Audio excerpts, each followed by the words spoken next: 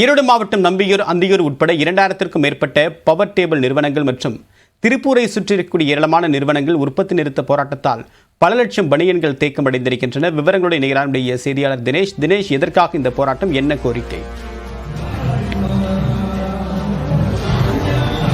வணக்கம் தேவப்பிரியன். ஈரோடு மாவட்டம் நம்பியூர், புளியம்பட்டி, அந்தியூர், கோபிச்செட்டிப்பாளையம், கொளப்பலூர், கெட்டிச்சவீர் போன்ற பகுதிகளில் கிட்டத்தட்ட 2000க்கும் மேற்பட்ட பனியன் நிறுவனங்கள் இயங்கி வருகின்றன. இந்த பனியன் நிறுவனங்கள் திருப்பூர் மாவட்டத்தில் உள்ள முக்கிய கம்பெனிகளில் ஆர்டர் பெற்று அதன் மூலம் ஆர்டர்களை செய்து வந்து கொண்டிருக்கின்றன.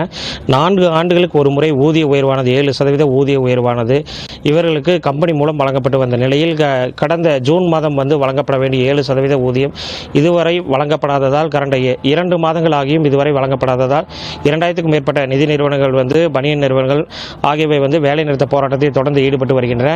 இந்த நிலையில் இப்போ எதற்காக, என்னென்ன காரணங்களுக்காக இப்போ இந்த போராட்டம் நடத்திட்டு இருக்காங்க நம்ம கேட்டுக்கலாம். இப்போ எதனால் இந்த போராட்டம் நம்ம நடத்திட்டு இருக்கோம் சார்? பார்த்தீங்கன்னா நாங்கள் இங்கே நம்பியூர், எம்மாமுண்டி, மலையப்பாளையம் சுற்றுவட்டார பகுதியில் ஒரு 500க்கு மேலே கம்பெனி இயங்கிட்டு வருதுங்க.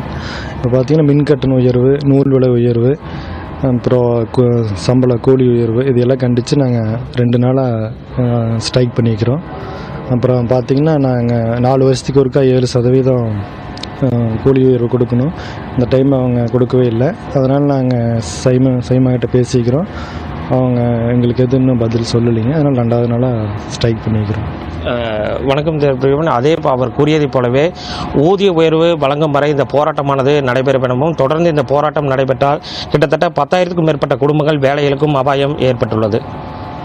உங்களுடைய தகவலுக்கு நன்றி தினேஷ்.